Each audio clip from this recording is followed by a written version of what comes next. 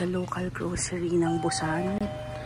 And tingnan natin kung ano yung mabibili natin.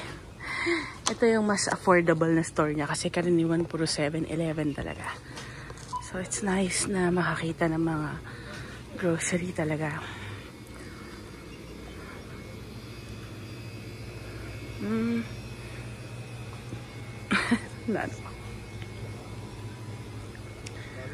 Grocery store, so snacks in the morning, mga nori, mga seafood, popcorn. Milig sila sa mga snacks na ganito. Tingnan natin yung mga gulay. Ano yun? Ito yung nori na nilalagay sa rice.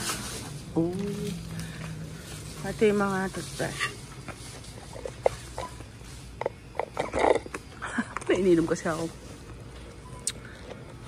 So, ang dami nilang drinks. Noodles.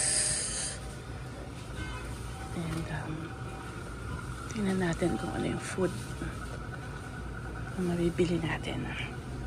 So, ang dami nilang options, no? Maliit lang yung store, pero ang dami kung ano-ano. Tingnan natin itong meat store nila.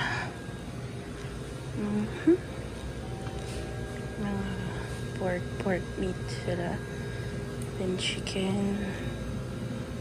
So pag gusto mong bumili ng dyan, marami silang varieties ng milk and mga ice. So ang dami nilang options. So yun, na-explore na natin ang grocery or local grocery ng Busan.